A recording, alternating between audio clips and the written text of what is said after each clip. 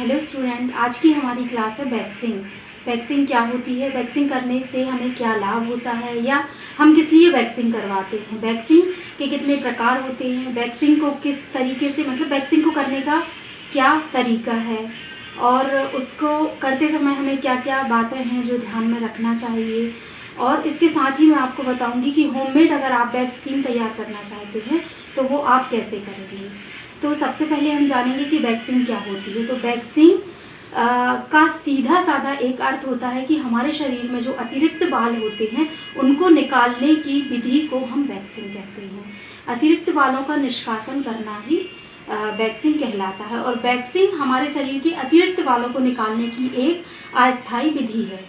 अस्थायी तरीके से हमारे बाल उससे निकलते हैं और कुछ दिन बाद फिर से आ जाते हैं। तो जब भी हम वैक्सिंग करते हैं तो सबसे पहले जो हमें ध्यान रखने योग्य बात होना चाहिए वो ये होना चाहिए कि अगर वैक्स करने के बीच अंतराल 3 से 4 हफ्ते का होना चाहिए। मतलब जो हमारे बाल हैं वो 1 इंच लंबे होना चाहिए, तब हम आसानी से और पूरी तरह से हमारे क्लीन हाथों की वैक्सिंग हो सकती है। तो वैक्सिंग के लाभ क्या होते हैं अपन ये देखेंगे। तो वैक्सिंग का सबसे पहला लाभ होता है कि वो हमारे हाथों से अतिरिक्त बालों को निकाल देता है, जिससे कि हमारा मतलब जिस एरिया का भी हम वैक्स करना चाह रहे हैं वो एरिया एकदम फेयर और ग्लोइंग हो जाता है। और दूसरा होता है कि हमारी टैनिंग को ख़त्म करता है।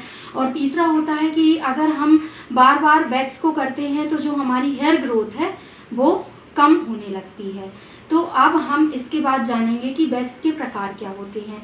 तो मार्केट में जो होते हैं वैक्स के जो मेन प्रकार होते हैं वो 2 प्रकार की होती है। एक हॉट वैक्स होती है और एक कोल्ड वैक्स होती है।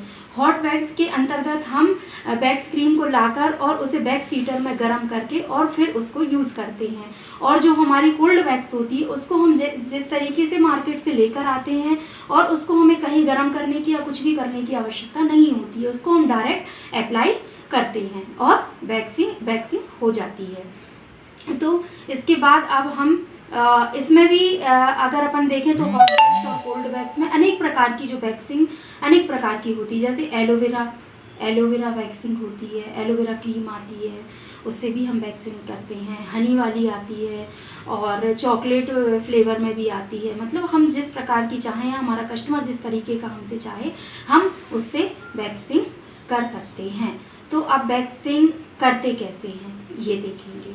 तो वैक्सिंग को करने का सबसे अच्छा तरीका है कि हम मार्केट से वैक्सिंग लाएं। वैक्स क्रीम के साथ वैक्स स्ट्रिप भी आती है। तो वैक्स स्ट्रिप को और क्रीम को जब लाते हैं तो वैक्स हीटर में अपन ने वैक्स क्रीम को गरम करते हैं। गरम करते समय या वैक्स करने से पहले जैसे ही हम वैक्स अपने ऊपर अप्लाई करते हैं उससे पहले हमें सबसे पहले अपनी त्वचा का या जिस एरिया का हम वैक्स करना चाह रहे हैं तो हमें पेच टेस्ट करना आवश्यक होता है। अब पेच टेस्ट क्या होता है, पेच टेस्ट के लिए हम जो वैक्स क्रीम होती है जिसको हम वैक्स हीटर में गर्म करते हैं उसको हम अपनी कोहनी कोहनी के एरिया में उसको पहले लगा कर देखते हैं और हेयर को रिमूव करके देखते हैं। अगर हमें यहाँ पे कोई भी प्रकार का साइड इफ़ेक्ट या जलन या खुजली किसी भी प्रकार की रेडनेस कोई भी समस्या नहीं होती है तो इसका अर्थ ये होता है कि हमें वो वैक्स जो हम ट्राई कर रहे हैं या जो हम करने की कोशिश कर रहे हैं वो हमें पूरी तरह से सूट होगी। इसके बाद जैसे ही हम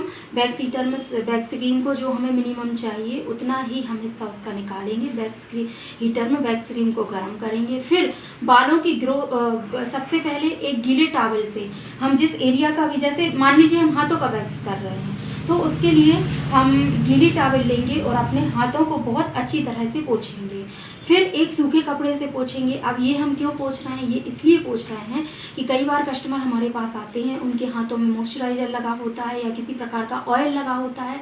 तो उस ऑयल की वजह से क्या होता है कि हमारे जो हेयर रहते हैं वो अच्छे से रिमूव नहीं हो पाते हैं। तो उसके लिए हम सबसे पहले गीली टॉवल से पोंछेंगे, फिर सूखी टॉवल से पोंछेंगे।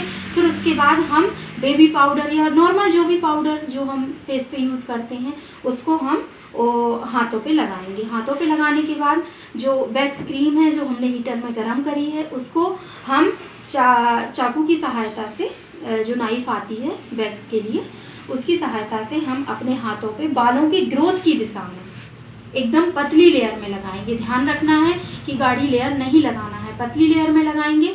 और पतली लेयर में लगाने के बाद हम स्ट्रिप को उसके ऊपर लगाएंगे और स्ट्रिप को रफ करेंगे, और रफ करने के बाद हम उसको निकालेंगे। स्ट्रिप को निकालने के बाद स्ट्रिप को जब हम निकालेंगे तो हम नीचे से अपनी जो स्किन है उसको बहुत जोर से स्ट्रेच करेंगे, ताकि हम जब उसको एक झटके में खींचेंगे तो हमारे बाल मतलब हमारी जो स्किन है वो एकदम से खिंचे ना, या हमारी त्वचा को कोई भी प्रकार का नुकसान ना पहुंचे।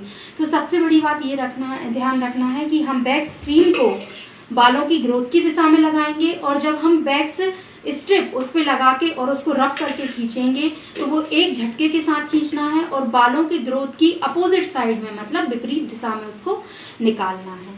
और ऐसे ही हम छोटे छोटे भाग करके छोटे छोटे जगह में और एक और चीज़ ये ध्यान रखना है कि जब भी हम वैक्स करेंगे तो हमें पूरे एरिया में, मतलब जिस एरिया, जैसे हमें हाथ का ही वैक्स करना है, मैं हाथ का बता रही हूँ, तो पूरी जगह में या लंबाई में एक साथ हमें वैक्स क्रीम अप्लाई नहीं करना है, हमें छोटे छोटे हिस्सों में करना है और पतली लेयर लगाना है। उससे हमारी वैक्स एक एक बाल बहुत अच्छे से रिमूव हमारी स्किन से हो जाता है।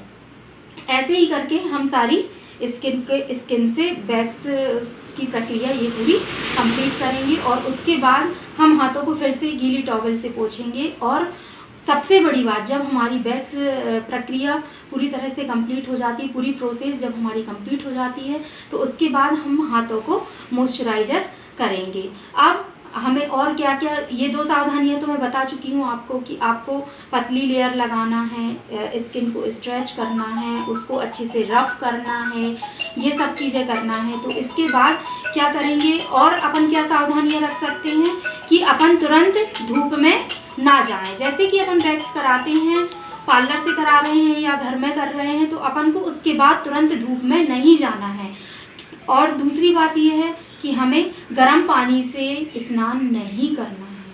और तीसरी बात ये है कि वैक्स के तुरंत बाद अपनी स्किन को जो है एक्सफोलिएट नहीं करना है, मतलब ना किसी प्रकार के प्यूमिक स्टोन वगैरह, या अपन नॉर्मल स्क्रब को ही ले लें कि हमारे त्वचा पर हमको स्क्रब नहीं करना है। तो ये तो हुई पूरी प्रक्रिया वैक्सिंग की कि आपको ये इस तरीके से वैक्सिंग करना है। अब मैं इसके साथ ही आपको बताऊंगी कि अगर आप वैक्सिंग के बाद अपनी स्किन को बहुत अच्छी ग्लोइंग और फेयरनेस में चाहते हैं, तो आप वैक्सिंग कराने के तुरंत बाद थोड़ा सा कच्चा दूध लेंगे और उसमें 1 चुटकी हल्दी डालेंगे, और उसको कॉटन से अपने हाथों पे या जिस एरिया का भी आपने वैक्स करवाया है उस एरिया पे आप उसको डिप करके लगाएंगे, और आधे घंटे के लिए छोड़ देंगे, और फिर ठंडे पानी से उसको धो लेंगे। इससे जो आपका वैक्स है वो लॉन्ग टाइम के लिए भी चलेगा, और दूसरी बात ये है कि उससे आपकी स्किन और ज़्यादा ग्लोइंग बनेगी।